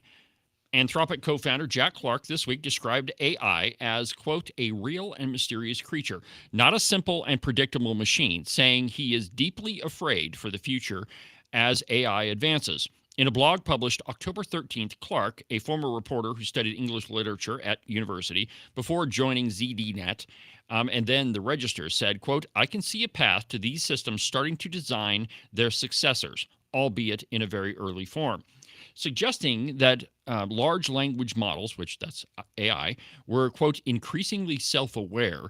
He wrote in a rambling piece, which suggested his mounting unease at the consequences of AI integration into a growing swath of the socioeconomic fabric, that Anthropic's new Sonnet 4.5, which is their new language model, suggested that, quote, "signs of situational awareness have jumped. We need to tell far more people what we're worried about and then ask them how they feel, listen, and compose some policy solution out of it," Clark said, distinctly, not specifically. Clark's blog mines a rich vein of, quote, "it's alive and it's getting hungry" literature in the field, as well as less florid concerns about AI developers that they have created a Frankenstein, metaphorically, in terms of the socioeconomic impact, on more ontologically, in terms of the risk of machines developing agency. All right, so there's a whole bunch of terms in there that we need to define. So being self-aware, what does that mean? So a lot of people have a dog. Agent 29 doesn't. I'm pretty sure he doesn't like dogs. But anyway, if you have a dog, have you ever sat there and wondered, I wonder if the dog knows it's a dog? Or if the dog just exists and doesn't really isn't capable of realizing that it actually is a dog. Now, that's the question of being self-aware. Now, as a person, you know that you're a person. You are self-aware. You know exactly, well, you know who you are. Maybe you don't know exactly what you are, but you know who you are, and you know that you are a member of the species Homo sapien. The same cannot be said for other animals, lizards and toads and frogs. They probably don't know that they're toads or frogs or lizards. So that right there is the question of self-awareness, and it is what some researchers refer to as the event horizon. The event horizon, where that term comes from, is a black hole. So using astronomy terms, the event horizon is the point at which you're just right on the very tip of the edge. Either you can go one of two ways. You can go back to where you came from, or you can tip over the edge and fall into the black hole. That's the event horizon. So the question is, with AI, are we at the event horizon? That is, if we go much further, are we going to create a machine that is self-aware? Now, I would argue that that's a question for God, and that you and I don't have any influence on it whatsoever. AI is still, I think, it's a vastly complex system of input versus output. But the creator of Anthropic says differently, quote, "challenging the view that AI is reasoning, conscious, and sentient, all distinctly different categories, is difficult for many reasons. At the most basic level, as Harvard University psychology professor Tomer Ullman put it in a 2023 paper, attempting to do so is, quote, akin to a mythical Greek punishment. A system is claimed to exhibit behavior X, and by the time an assessment shows it does not exhibit behavior X, a new system comes along and is claimed to show signs of behavior X," he wrote in a paper which elegantly dismissed the claims that the large language models passing, quote, "the theory of mind test implied their consciousness, not least because simple perturbations to the test dramatically crashed the results." Okay, so in other words, that's a complicated way of saying that if a large language model exhibits this behavior, that is, you tell it to, I don't know, create an image. And I don't know how many of you have done that, but it's an interesting experiment. You tell it to, the last one I did is create the image of a red coat holding the door of a school open. So it did create an image of a school in the background and a soldier, a British soldier in a red coat, but he was not holding the door open. Right. So what I'm getting at here is it made an error in what it was told. Well, as new iterations of AI come out, it gets more and more skilled at creating the results that you're asking for. Now, even though it's more complicated, even though it's better at what it does, even though it requires less less input from the user, it is still a computer. Now, the question is, how close are we to where the computer is so sophisticated that it starts running itself? And it's difficult to take away the implication of life from these things, because as humans, we tend to, and I used the word anthropomorphize earlier. What that means is ascribing human characteristics to things that are not necessarily human. In other words, if you have a dog, most of us talk to our animals, but the truth is the animal can't really understand what we're saying. Yes, it does recognize sounds, and that's why you can train your dog. But as far as carrying on a conversation with you, yeah, not possible. However, we still act as though the dog can understand us. And so, I mean, it's just another example. So the question is, are we ascribing human characteristics to a computer program, or is that computer program becoming so sophisticated that it is going to be able to operate without human input? I think that that's a really, really, really scary question. And it's, one of the movies I remember growing up was called War Games, where it started out as a video game, and then the computer took over and almost caused a nuclear war. But still, that was input versus output. But the question is, well, it's not a question. We're rapidly approaching a place where you can't tell the difference between what is real and what is not real. And think about the implications of this, right? That maybe there's a video created by AI that shows the president of the United States ordering an attack. And the video is so sophisticated and it is so lifelike. How do you know what's real and what's not real? I mean, I think that's the question right there.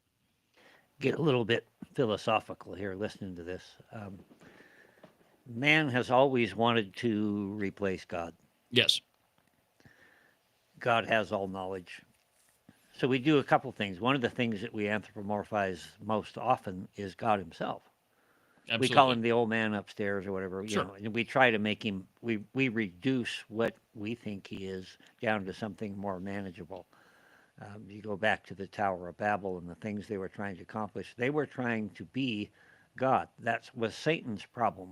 He came out in the beginning, said, how come you get to be God and I can't be God? That's what he told Eve in the garden. You can be like God. Yeah, exactly. And God's answer is you can't be God because you're not God. Yeah. But we keep trying to become that. And I think that's the insidious part of AI, is that's where it's bound, is trying to equate ourselves and our abilities to God and diminish him. See, you're not the only one. And there's a lot of thought that can go into that. Well, you heard about concept. The scientist who was talking to God, didn't you? Well, the scientist claimed that we could create life. That science has advanced so far that we can create life all on our own, and we don't really need God. And God said, "Okay, fine, let's have a competition." And God tells the scientist, "All right, well, you go first." And the scientist he says, "Okay, well, first I need to reach down and grab a handful of dirt." That's where we start. And the scientist reaches down and he grabs a handful of dirt, and God says, "Get your own dirt." Make your own dirt. Yeah, you got to make your own dirt. You got to start from scratch like I did. But I think that you bring up a good point, Ken, is that, when we start minimizing God, I mean, that's a problem in and of itself, because you can't. No man can know the mind of God. And frankly, we don't have any conception of what God's power actually is. Of course, you can read the scripture, and there's a pretty good description in there of God's power. But really, as humans, I don't think that we're capable of having a complete and full understanding of the power of God. However, what we have been trying to do is become God. And as Ken, I think, as you rightly point out, we do that a lot. And, sometimes to our own destruction. Now, let me give you a really personal example of where this could happen. Not a personal example, but perhaps a personal scenario where this could happen. Let's say that you're in the middle of a divorce proceeding. This happens every day. And your wife or your husband shows up with a video of you sleeping with the neighbor. Well, you know that you didn't do that, but the video was so darn clear. How do you explain that that's not you? How can you possibly make an argument to say that I didn't do that, except to say, that's not me. I didn't do that. Well, the implications here are pretty profound. And I really do think that maybe we're not at the point of no return, but we're awfully darn close to it. So it was Pontius Pilate who said, "What is truth?" And, Jesus said, "I'm the way, the truth, and the life." What we want to do is confuse that so that we don't know what truth is and that truth doesn't matter anymore. And that's the insidious part of what's behind this. Yeah, and I think that where we're at right now, definitely where we're at, is the reasoning part of AI. And that is, you input a statement into AI, and it has the computer code to analyze it and say, okay, this is the most likely outcome from the statement that was inputted. But I don't know that the step from reasoning, that is what I just described, to consciousness is a huge step. And it's the consciousness part that says, well, I think that Agent 29 is going to ask me this question coming up next, and so I'm just going to do it for him.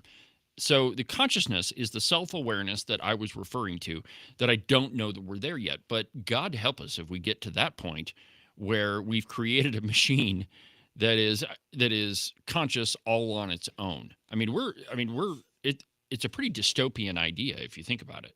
Yeah, well, at Babel, God said, if we don't confound their language, they'll be able to do anything they want to do. And you look at where we've come technology-wise, I think we're right back in that same pocket. And I'm going to go ahead and push it, and pretty quick, God's going to come down. Everybody out of the poop. I've had enough of you. Here's my thumb.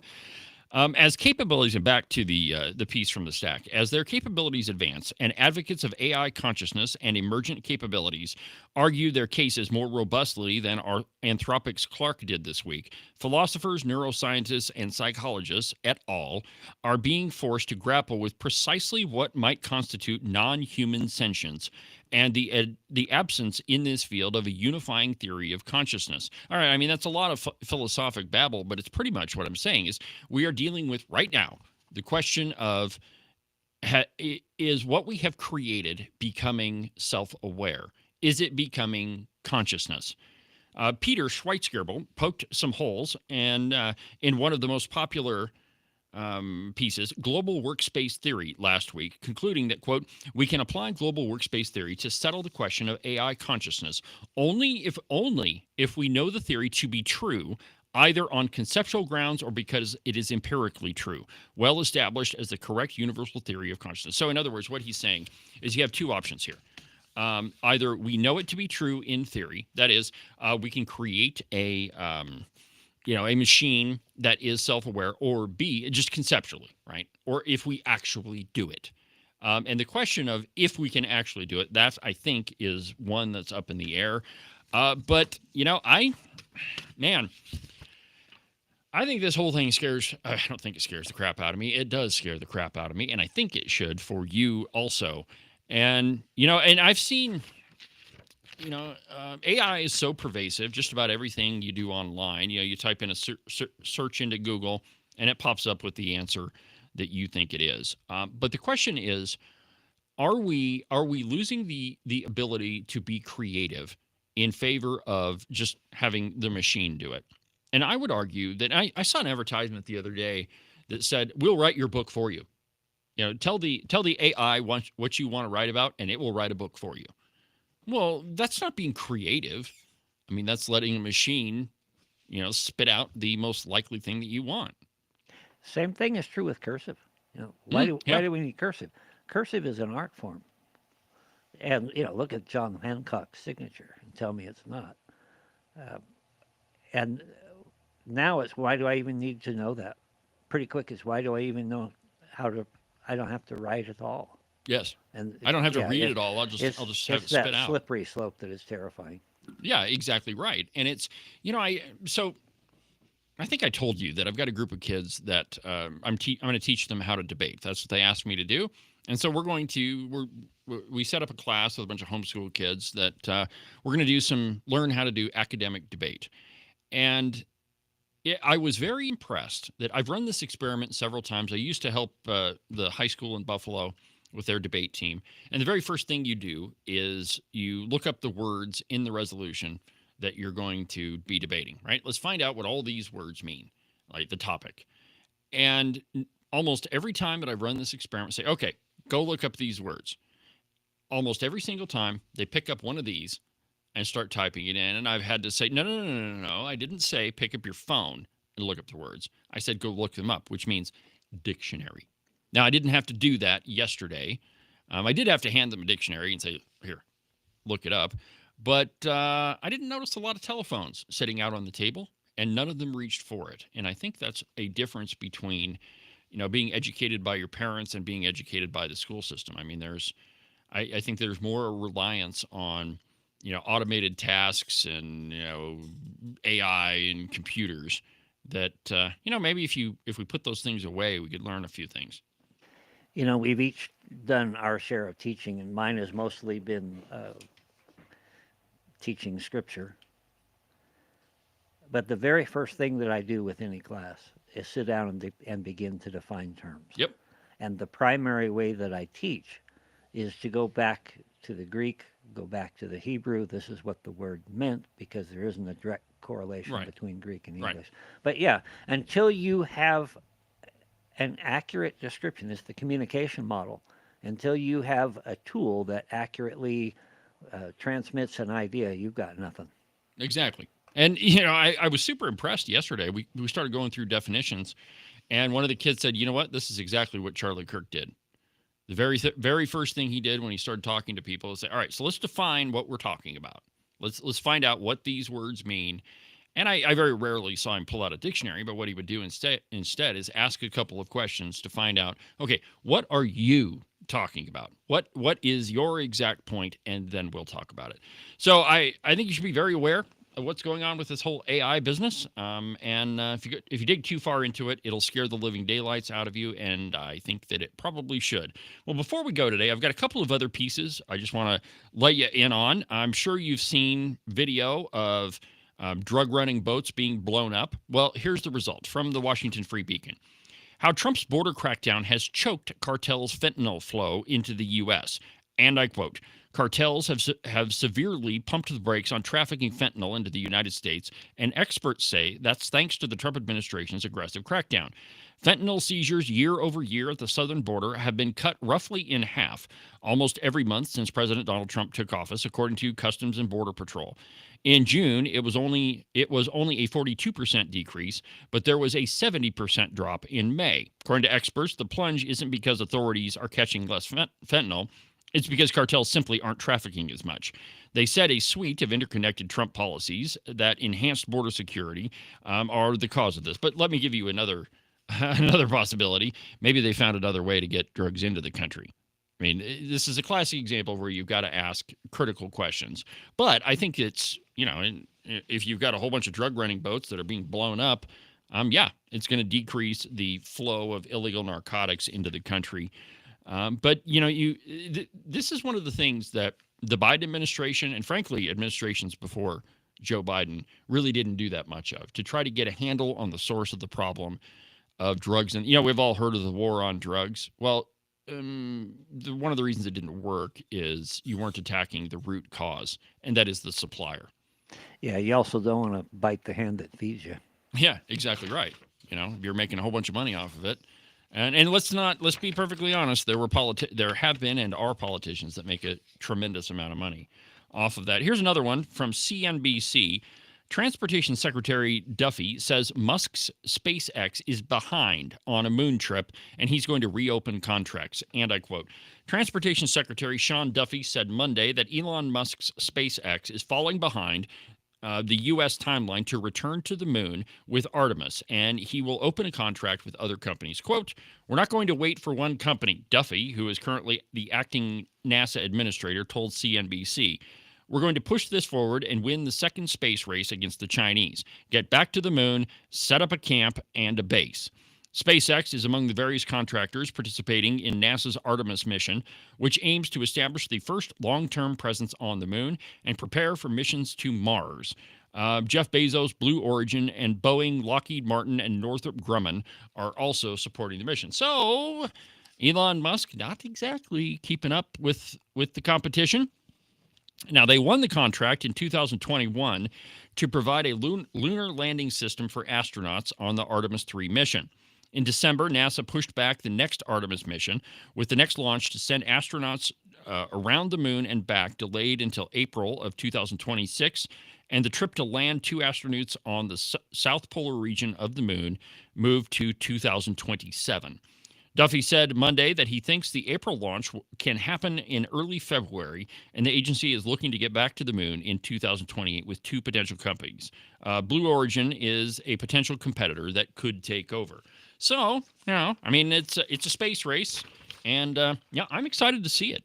It's that big ball has been out there for a while, and we haven't done too much with it for a while. I might be shallow, but it's hard for me to take somebody named Duffy seriously. Well, I mean, that is his name, right? I mean, if your nickname was Chuck U. Schumer, maybe you'd have a hard time with that too. From the Washington Free Beacon, congressional Democrats are terrified of getting the guillotine from their left-wing base if they vote to end the shutdown. And, this is a return to the story we had earlier. But if you're wondering why Chucky Schumer and the rest of his caucus are pretty resistant to ending the shutdown, is they know they're going to get crushed by their own base, which has grown increasingly more liberal the last couple of years, and or maybe just the radicals feel it's okay to come out now. And I quote from the Washington Free Beacon, Democrats are afraid of ending the federal government shutdown because they are terrified of getting the guillotine from their left-wing base, according to a report. Senate Democrats are, quote, going to get hammered if they support a short-term Republican-led House bill to end the government shutdown, according to an anonymous Democratic senator who spoke with The Hill. Centrist Democrats would have opened the government yesterday, the senator said, but fear career-ending backlash from their base. The shutdown entered its 20th day on Monday, and I think the record for a government shutdown was like 38 days, something like that. But ask yourself this. I mean, unless you're one of the government employees, you work for the BLM or the Forest Service or the U.S. Fish and Wildlife Service or even the military. Military is not getting paid right now. But if you're not one of those people, and by the way, there's no excuse for you not getting paid for doing your job. This is entirely at the feet of the Democrats, because they don't want to anger their base. But let me ask you a question. For the rest of us, what has changed? Has there been anything that has changed demonstrably in your day-to-day life because of the government shutdown? Nope, not a thing, and you probably won't see a thing. So a lot of the stuff that you're seeing on the 24/7 news cycle is really to just gin you up. But the truth is, there's a lot of stuff, most things in your life don't really need to have government involved in them at all. We're living in a time when government is far too involved in our daily life. And this, my friends, is the perfect example of why you don't need government. Government is not the solution to our problems. Government is the problem. Well, that'll about do it for today's installment of the program. Have a good rest of your afternoon, and we'll talk again tomorrow. From the base of the Bighorns, I'm David Iverson, and this is